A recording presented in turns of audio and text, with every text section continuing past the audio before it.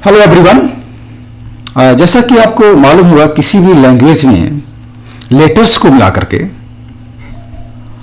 Words बनते हैं, words को मिला करके सेंटेंसेस बनते हैं, सेंटेंसेस को मिला करके पैराग्राफ तैयार होता है, बनता है। तो इसी से रिलेटेड ये क्वेश्चन है और ये निश्चित रूप से सभी बच्चों को इसकी जानकारी होना चाहिए। हम पहले इस क्वेश्चन को पढ़ लेते हैं, इसके बाद आप गेस करेंगे कि इसका करेक्ट आंसर क्या हो सकता है। क्वेश्चन है अ ग्रुप ऑफ साउंड्स और letters that expresses a particular meaning is called an oblique A.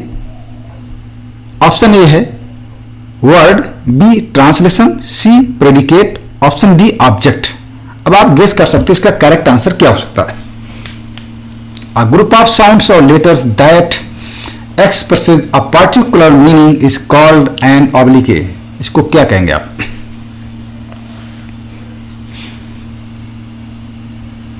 ध्यान है, ग्रुप ऑफ लेटर्स। इसका करेक्ट आंसर है word. Sounds, group of sounds और लेटर। देखिए साउंड्स का ग्रुप या लेटर्स के ग्रुप को हम वर्ड कहते हैं। साउंड्स और लेटर का क्या रिलेशन है, ये इसका प्रीवियस लेक्चर में मैंने इसको अच्छे से बताया, उसको आप समझ पाएंगे, समझ लेंगे, देख लेंगे तो आपको ये कॉन्सेप्ट क्लियर हो जाए कि लेटर और साउंड्स का क्या कॉन्सेप्ट है, क्या इसका मतलब है। तो यहां पर हम बात करेंगे group of letters. Group of letters ऐसा हो जिसका एक पर्टिकुलर मीनिंग हो, उसको हम शब्द कहते हैं, वर्ड कहते हैं। हिंदी में आप समझ सकते हैं ध्वनियों या अक्षरों का समूह जो एक विशेष अर्थ व्यक्त करता हो, उसको वह शब्द कहलाता है। बिल्कुल सही है, ग्रुप ऑफ लेटर। जैसे हम बात करें यहां पर ये ट्रांसलेशन जो एक शब्द दिया गया है, वर्ड दिया गया है, ये ग्रुप ऑफ लेटर्स ही है। जैसे इसमें टी एक लेटर्स है, आर एक लेटर है, ए एक लेटर है, इस तरीके से सभी ये कई सारे लेटर्स को मिला करके एक वर्ड बन गया है। और इस वर्ड का एक मीनिंग भी है।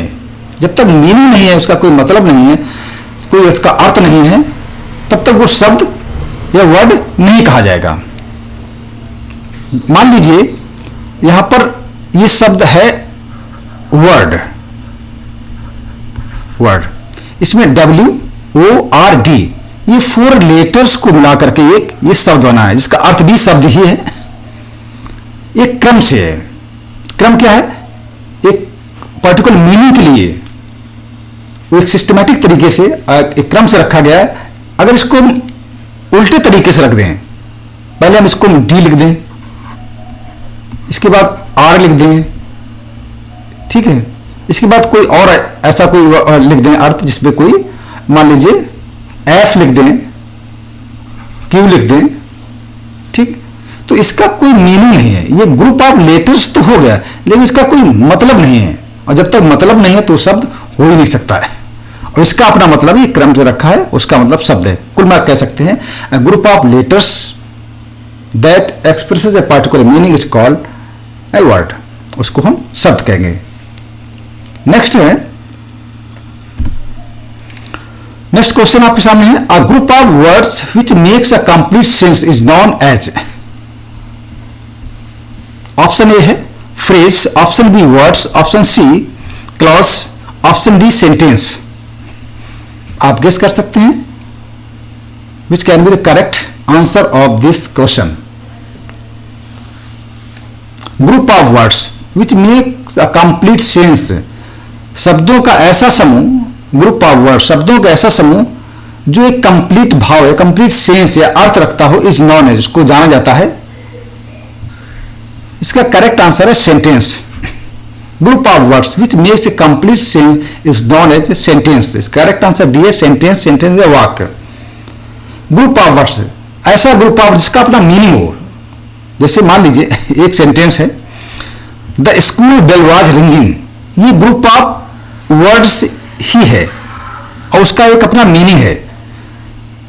द स्कूल, फर्स्ट एक ये वर्ड हो गया, ये वर्ड हो गया, ये वर्ड हो गया, ये वर्ड हो गया, ये वर्ड हो गया, इस सभी वर्ड्स को मिला करके एक सेंटेंस मिला है और उसका एक अपना अर्थ भी, मीनिंग भी है।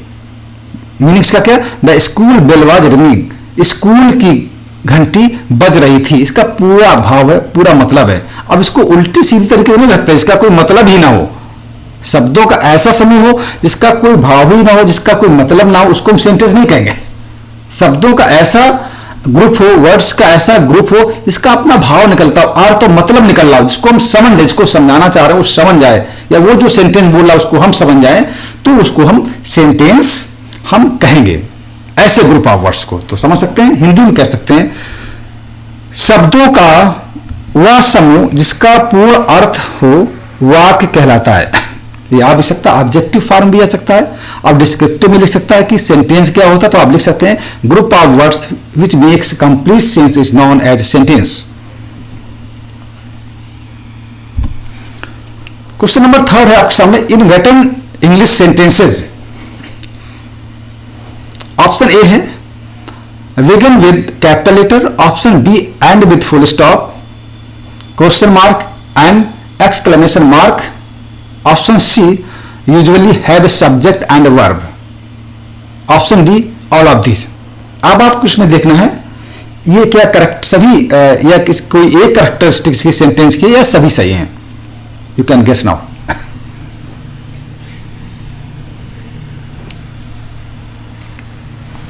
अब एक एक करके हम समझते हैं कि ऑप्शन डी हो सकता है नहीं हो सकता है, या कोई एक आंसर, कोई एक ही ऑप्शन का सही।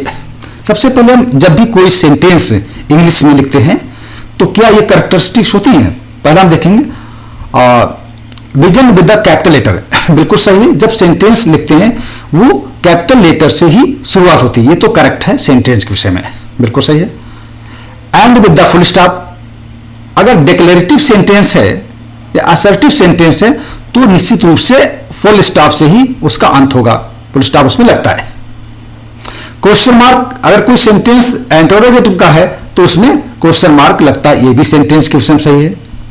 एंड एन एक्सक्लेमेशन मार्क, अगर कोई एक्सक्लेमेटरी सेंटेंस है तो उसमें ये चिन्ह आपका लगता है, तो ये भी सेंटेंस के विषय में सही। यानी कि ये दोनों option A option B correct है सेंटेंस के विषय में। ऑप्शन सी है usually have a subject and a verb. Sentence में अक्सर सब्जेक्ट और वर्ब होता है, अक्सर, कुछ जगह नहीं होता, उसको बाद में बताया जाएगा आपको। तो कुल मिलाकर कह सकते हैं ये सभी कैरेक्टरिस्टिक्स या सभी पॉइंट्स एक सेंटेंस में होते हैं। इसका मतलब option D is right and all of these, ये सभी कैरेक्टरिस्टिक इस सेंटेंस होती है। अब आपको लिखने किसी भी, चाहे ऑब्जेक्टिव फॉर्म हो या सब्जेक्टिव फॉर्म हो, आप इसको आसानी से लिख सकते हैं और बच्चों को बता भी सकते हैं। ये कैरेक्टर इतनी चीजें अगर बच्चे जान जाते हैं निश्चित रूप से आपका पढ़ाना सार्थक हो जाएगा। Thank you very much.